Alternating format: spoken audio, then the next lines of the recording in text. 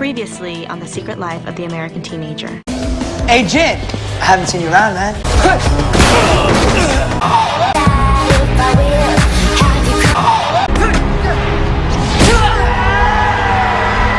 Do not do this. You're lying!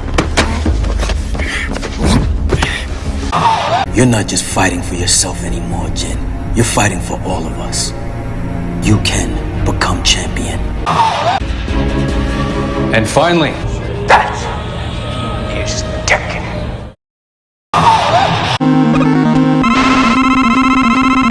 Fight on. No magic Bluetooth earpieces this time. Tekken takes place in a dystopian future where the major world governments have fallen and were replaced by 8 massive corporations. Governments fell. Corporations took control. The largest of these mega corporations, the Tekken Corporation, is hosting the Iron Fist tournament this year in Tekken City. Tekken. Yes, I know, Tekken. Anyway, our hero, Jin Kazama, watches as his mother is murdered by the corrupt Tekken Corporation. Hey, wait, where did that missile come from? It, came out of the power line.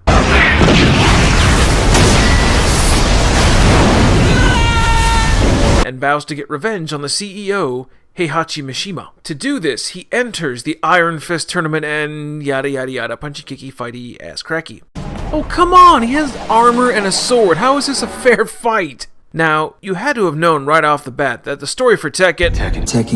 Yeah, Tekken. I got it. You must have known that the story was going to be wrapped around the fighting tournament mechanic. You could say that it's simply a cop-out, and the producers of this film wanted to take the easy route that virtually every other fighting game-based movie has done, or perhaps they simply wanted to explore a deeper, symbolic meaning behind the tournament structure as it relates to the standardized expectations of our modern industrialized lives. I'll let you decide on that one. Anyone who has actually played the games knows how this story is going to twist and turn already, and while I'm trying to keep spoilers to a minimum, it's so obvious I'm really not exposing anything you wouldn't already know. Jin Kazama wins. I don't fault the producers for taking the route that they did with the story. I mean, they took the prevalent themes from Tekken 2 and 3 and condensed them into a by-the-numbers affair, but really, what else could they do? Something original? Wanker! My primary complaint with the movie story, along with the aforementioned predictability of the main conflict and just how unoriginal the entire thing feels, is the fact that I find the main character completely unlikable. He's a product of a fallen and corrupt world and he commits petty crimes to survive, and after the death of his mother, the supposedly only good thing in his life, except the little hottie street urchin that he occasionally bangs, we're supposed to slide another quarter into the slot and kill some pathos for the lad. Maybe it was the heavy-handedness of the story or the unoriginal premise, but I just couldn't muster up anything for the kid. I mean, Jun Kazama, Jin's mother, was my favorite character in Tekken. Tekken. Yes, it's called Tekken! For f***'s sake, it's Tekken! I get it! Look, get it out of your system, alright? Give me one more. Come on, I know you're gonna do it anyway, just one more. Tekken. Finished? Good. Anyway, Jin quickly spoils any sympathy we have for him once the forced romance with Christy Montero demonstrates that the burning passion his mother's death ignited in his soul is easily doused the second he gets a chance to cheat on his little hottie street urchin girlfriend. John Fu's performance of Jin Kazama turned the tortured, stoic protagonist of the Tekken universe, representing the rebellious nature of the younger generation against tradition and oppression, into a duplicitous, annoying, ineffectual whiner. And did anyone else get especially tired of the pattern of Jin getting his ass kicked, then spontaneously getting a flashback of his dead mother, giving him fairly specific advice about how to beat his current opponent? Destroy the mask of death, and you will see there is nothing behind it to fear.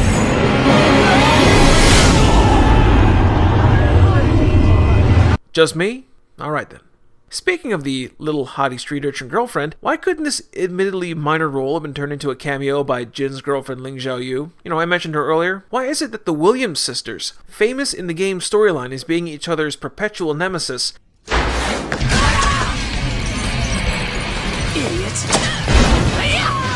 are now taking the role of the bread in a Kazuya Mishima sandwich? This story doesn't treat women very well, does it? If they're not a dumbed-down, whorish revision of themselves, then they're an ethnically confused, thinly written romantic interest, or a plot point to be blowed up for the convenience of the main character's motivation.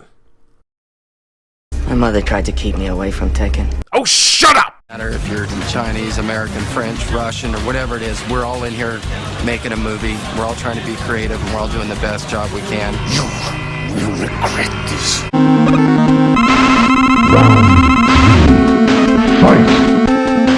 One thing that Tekken has going for it is a significantly better budget than most other movies in the genre, and it shows in the production quality. It looks less like a sci-fi channel movie of the week. What the hell is that? Highly disturbing.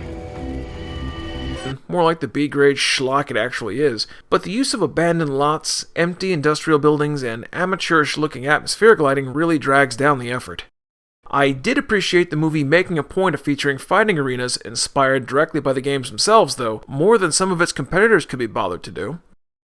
The director, Dwight H. Little, did a serviceable job on Tekken, crafting a film where there aren't any sequences or specific shots that will stand out in your mind because they were so well done or so out of place. Now, on the other hand, Little's clumsy attempt to manufacture a dark, oppressive tone by shooting exclusively at night and indoors, with that one shot of a sunrise as an exception, I mean just one shot, does stick in my craw a bit, and further dilutes the already unimpressive visual style of the movie. There aren't many special effects to speak of in this film, no ridiculous CG monsters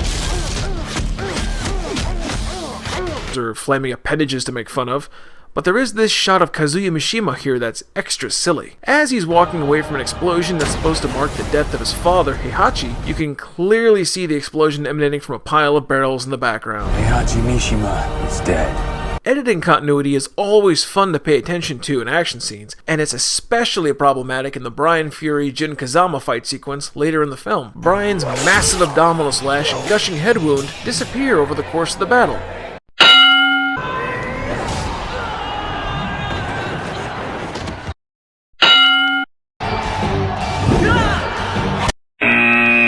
To the film's credit, the fight choreography is entertaining enough.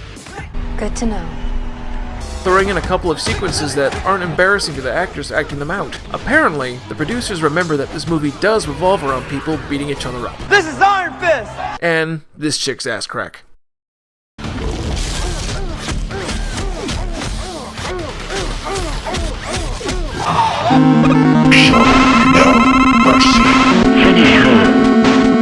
I was ready a short while ago to declare Tekken one of the worst examples in the sub-genre of fighting game-based movies, but that was before the King of Fighters was urinated into my consciousness. Oh, a little bit more. Now I can appreciate the production values of Tekken and the effort that was put into at least making it look like its source material. They threw in a few competent fight scenes for our entertainment and didn't try to feature stupid-looking computer-generated creatures, despite the series having more than a few available. Now that being said, the rest of this film is a predictable, blandly produced, dime-a-dozen action movie that missed its proper release window back in the 1990s. You know, I think that's the film's biggest weakness. It might have been watchable 15 years ago, but contemporary reviewers, even Tekken fans, will find it an outdated and ultimately wasted product. Now, you know that I hate assigning numerical scores to my reviews, but I'll make a rare exception in this case. Tekken gets a 4 out of 10. 2 slinky ass cracks out of, 5? And a facepalm sign-off.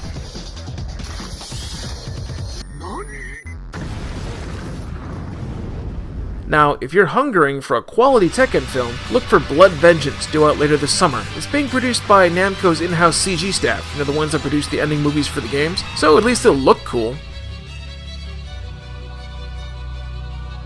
This is the Gunpowder Treason, signing off to watch something a little bit better. Or maybe you'll just delve into my collection of adult videos. Adult videos. Awesome victory!